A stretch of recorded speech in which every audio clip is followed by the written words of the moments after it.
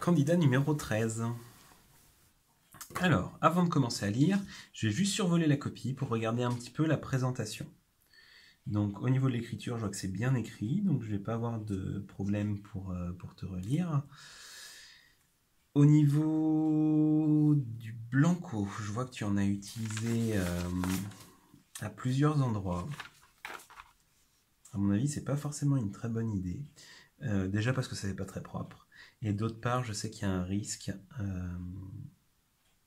ça m'est déjà arrivé, il y a un risque que le temps que tu attends que ça sèche, soit tu perds ton temps à attendre et après tu peux réécrire, soit, et ça arrive souvent, je vois des candidats du coup qui laissent sécher, qui complètent la fin de la phrase, et du coup après qui continuent et qui oublient de recopier ce qui manquait.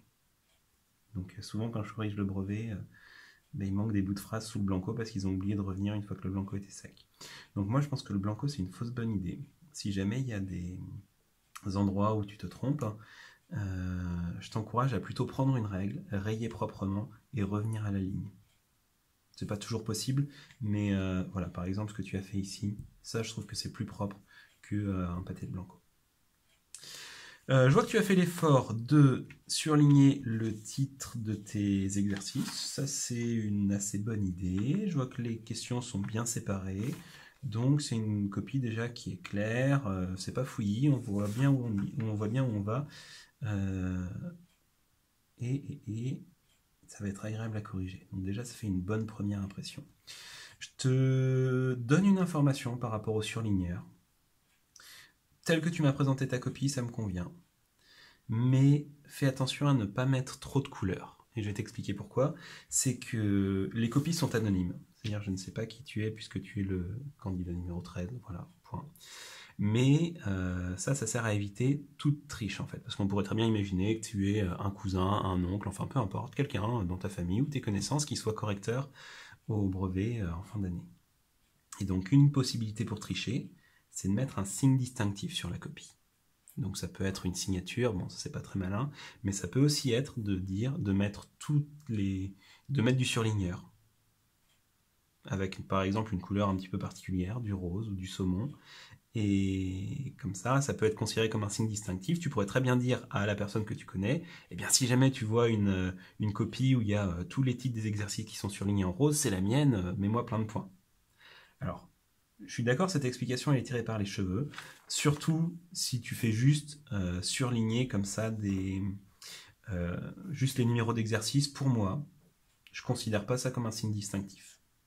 Mais je te le signale quand même parce que tu peux être tenté de mettre beaucoup de couleurs en disant ah bah ça va être super bien, et par contre au bout d'un moment ça peut être considéré comme un signe distinctif.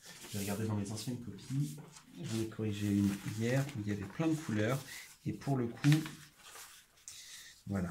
Si je regarde cette copie-là, hop, on regarde pas le numéro de candidat, tu vois ici, il y a plein de couleurs différentes.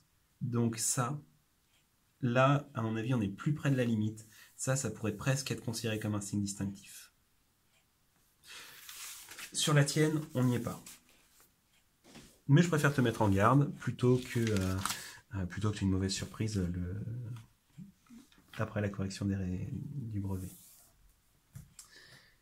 Bon, ça a pris un petit peu de temps au début de ta vidéo, je suis désolé, on va pouvoir commencer à lire. Tu commences par l'exercice 6, c'est une bonne idée de commencer par l'exercice qui te plaît le plus. Au départ de la course, la fréquence cardiaque de Chris est de 51 battements par minute. Oui, en plus c'est bien cet exercice, tu as eu raison. Là regarde, tu vois, a priori tu t'es bien débrouillé en 3 questions. Alors, je vais commencer par corriger avant de dire que c'est parfait. Donc 27 minutes, 26 minutes, l'addition, ok. Alors là, au niveau de la rédaction, c'est nickel. Les explications avec des petits schémas et des flèches, l'addition, le résultat, c'est irréprochable. Et je pense que tu as eu une très bonne stratégie parce que regarde, j'imagine que tu as dû y passer 10 minutes. Et regarde déjà, tu as déjà 11 points. 11 points en 10 minutes, c'est formidable. Donc très bon choix de commencer par l'exercice 6. On enchaîne, V égale D sur T. Oui, je suis d'accord. Donc tu me calcules 11 divisé par 53. Effectivement, c'est comme ça qu'on applique la formule. Par contre, tu as dû trouver un résultat un peu bizarre. 11 divisé par 53, ça nous donne 0,2. À peu près, 0,21. Et là, j'imagine que tu t'es dit, j'ai fait une erreur quelque part. Oui, tu as fait une erreur, puisque ici, tu as mis la distance en kilomètres et le temps en minutes. Donc là, tu as trouvé une vitesse. C'est une vitesse, mais elle est en kilomètres par minute. Et nous, on voulait une vitesse en kilomètres par heure, donc il fallait penser à faire une petite conversion ici.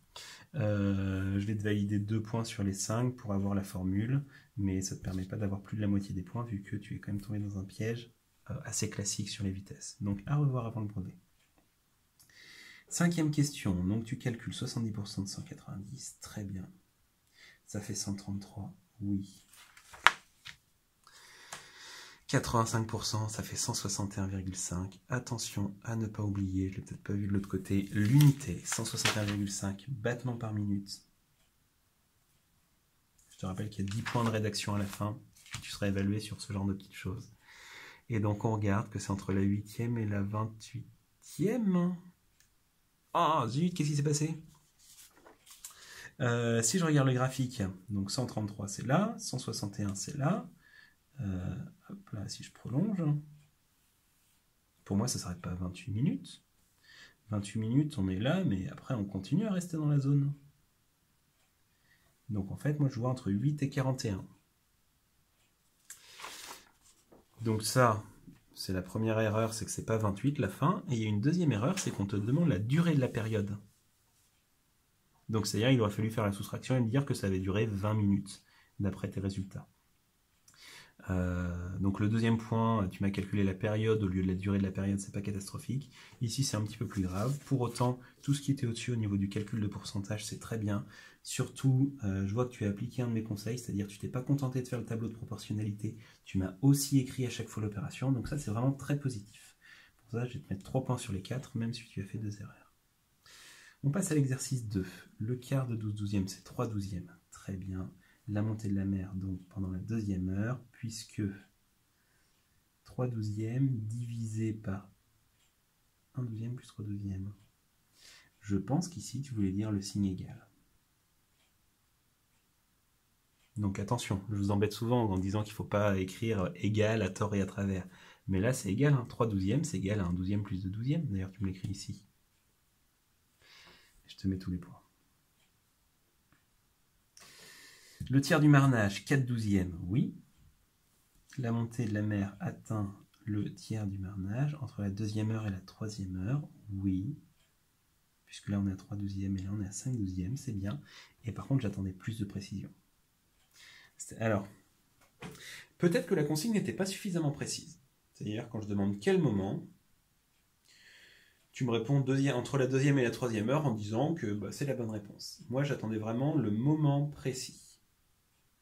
Et ce qui aurait pu te mettre la puce à l'oreille, c'est que si jamais j'attendais juste cette réponse, quel était l'intérêt de poser 2 questions différentes dans cet exercice? Sachant que là, tu m'as fait 2 fois exactement le même raisonnement. Enfin, ouais, pas vraiment plus compliqué. Enfin, ça me paraît pas beaucoup plus compliqué de comparer celui d'avant et celui d'après.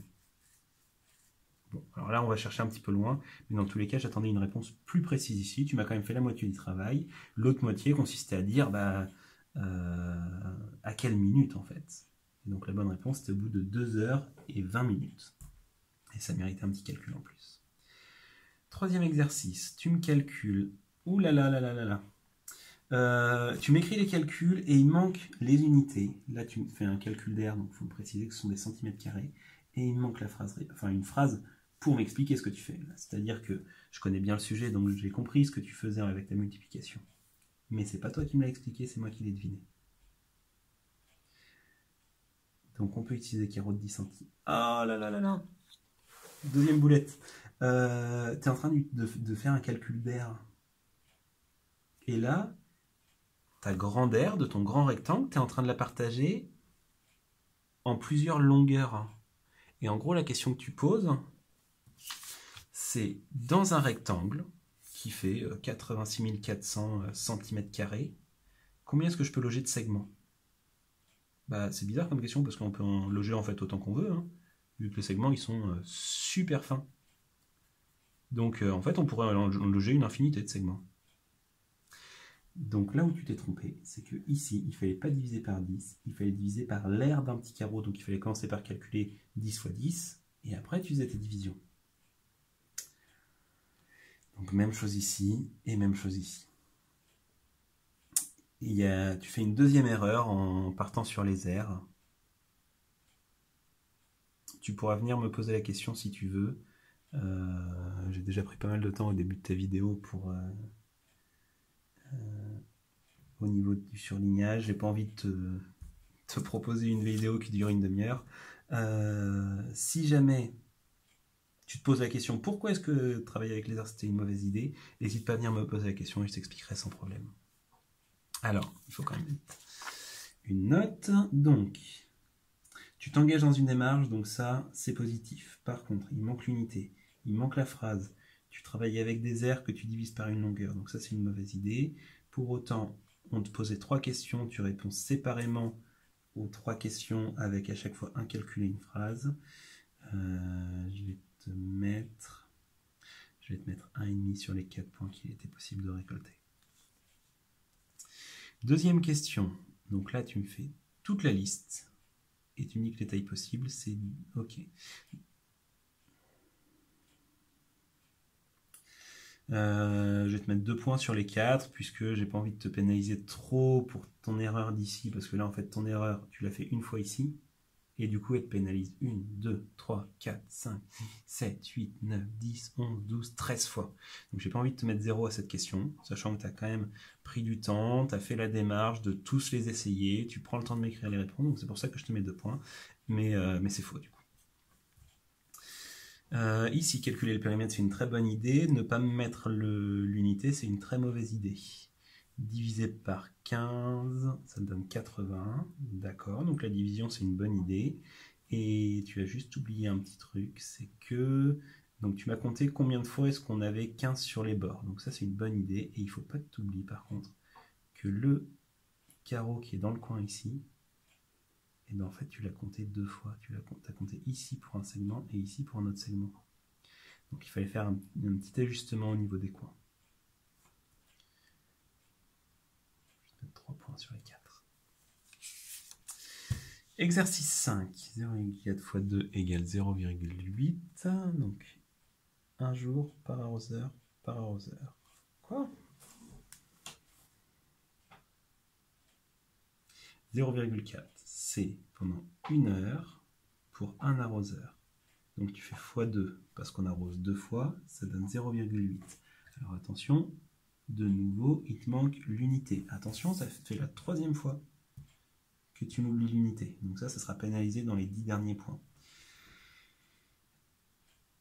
Ici, tu fais une erreur, puisque c'est vrai qu'il y a 2 arrosages, donc il faut multiplier par 2, sauf que ce n'est pas 2 arrosages de 1 heure, ce sont 2 arrosages d'un quart d'heure. Donc c'est faux ici. On continue. 0,8 x 31, donc ça veut dire que un arroseur, d'après ton calcul, consommerait 28,4 m3 d'eau pour le mois de juillet. Je trouve ça très maladroit de ta part de mettre la réponse, ensuite une flèche, ensuite l'unité et ensuite une moitié de phrase pour essayer de m'expliquer. Il vaut mieux, et ce sera beaucoup plus clair à la fois pour le correcteur, mais aussi pour toi dans la suite de l'exercice, faire le calcul, ensuite revenir à la ligne et réécrire. Ça t'aurait pas pris beaucoup plus de temps. On consomme 24,8 m3 d'eau pour tout le mois pour un arroseur. Donc tu convertis en litres. OK. Donc, la première ligne, elle est fausse, puisque tu as oublié de prendre en compte le fait que c'était uniquement 15 minutes. Par contre, tout ça, c'est cohérent. On multiplie. OK. Ta phrase ici, sachant qu'il y a 12 circuits de 4 arroseurs, on multiplie 4 par 12, ce qui fait 48. Si je peux te donner un conseil ici, c'est d'éviter en général de décrire les opérations. Plutôt que d'écrire on multiplie 4 par 12, ce qui fait 48, c'est beaucoup plus clair si tu écris 4 x 12 égale 48, et ensuite que tu reviens à la ligne, et que tu fais il y a 48 arroseurs. C'est plus court que ce que tu as écrit, et à mon avis c'est plus clair. Donc je t'encourage vraiment à arrêter, enfin, sauf exception, je pense que dans certains énoncés ça peut se défendre, mais d'éviter les phrases où tu décris une opération. Plutôt que de la décrire, il vaut mieux l'écrire tout court. Donc 0,8. Pourquoi 0,8 fois 48? Hop, pareil, il manque l'unité ici. 0,8, donc c'est celui-là.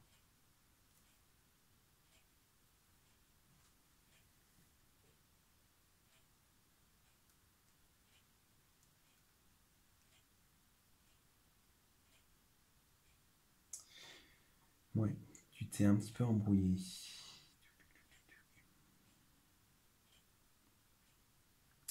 Pourquoi est-ce que tu t'es embrouillé? Parce que, en fait, là, tu avais déjà fait ta multiplication par 31, ce qui fait que là, tu savais qu'un arroseur, ça consommait ça pour le mois de juillet, tu avais juste à faire ça fois 48, et pouf, c'était terminé.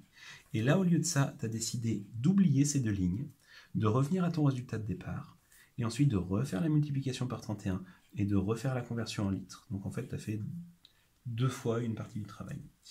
Alors, tout ça, c'est un petit peu fouillis. Le résultat est faux. Pour autant, il y a des éléments intéressants.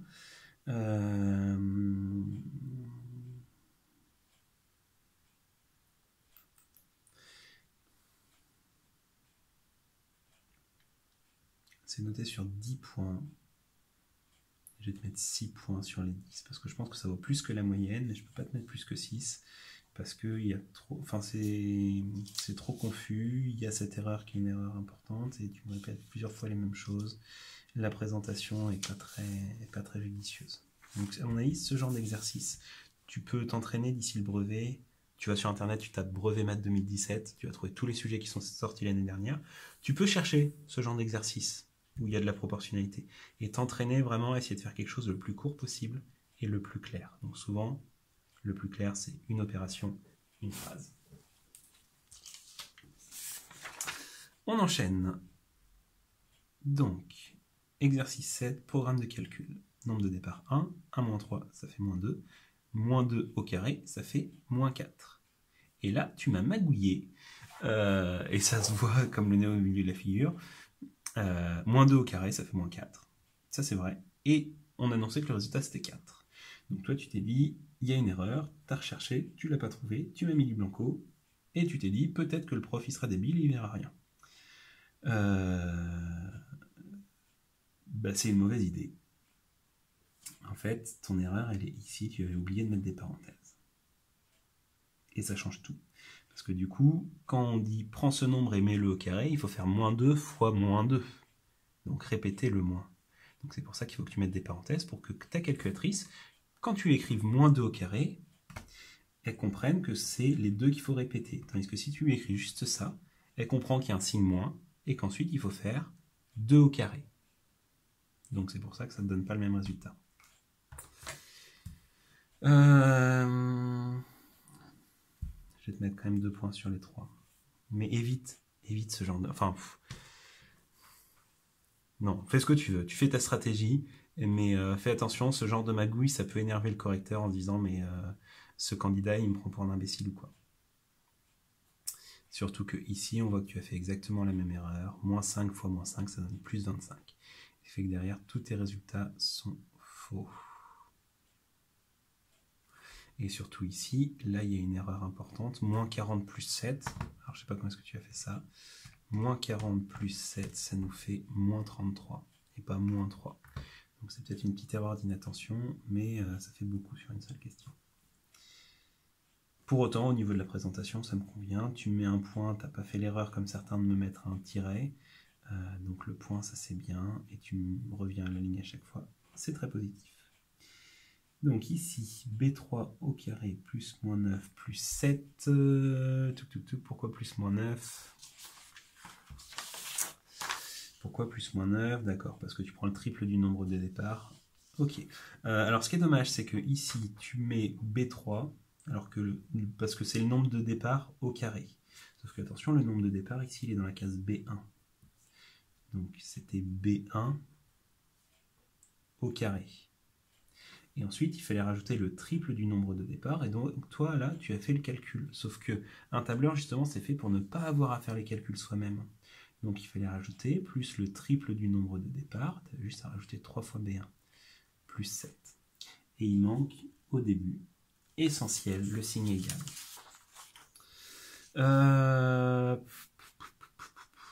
J'hésite entre 0 et 1. Je vais quand même te mettre un point ici, sans en être... Enfin, si quand même, parce que tu es parti dans la bonne direction. Mais c'est pas la bonne réponse. Donc là, bon, tu as tenté un truc.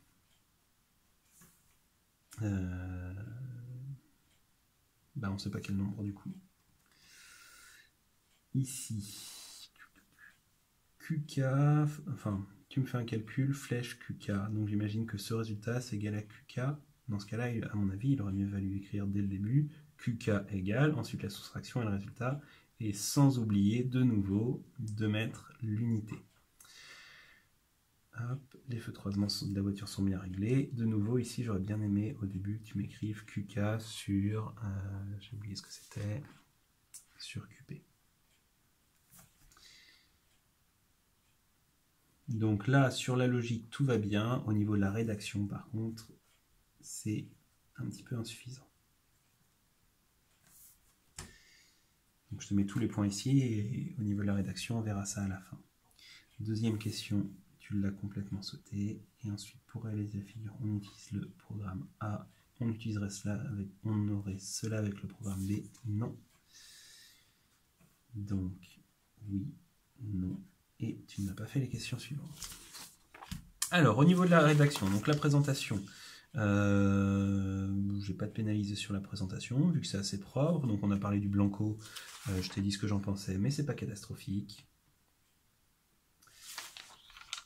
Et tout ça, ça me va.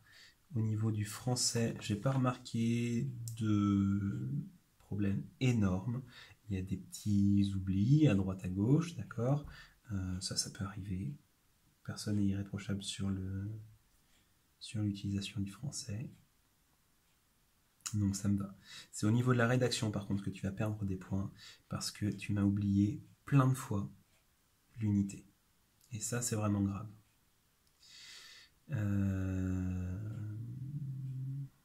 Sinon, au niveau de la rédaction, c'était bien. Mais les unités sont indispensables. Ici, il y avait un petit souci aussi. Je vais te mettre 7 sur 10. 7 et demi quand même. Parce qu'on a dit que c'était nickel sur la présentation et nickel sur... enfin, nickel. Et correct sur le français.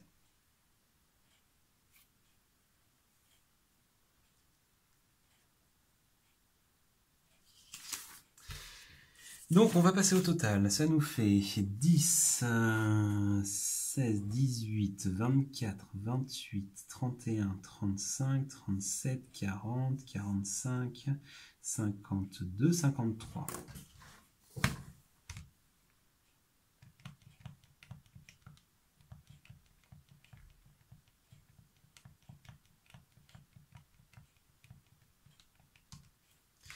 C'est ça.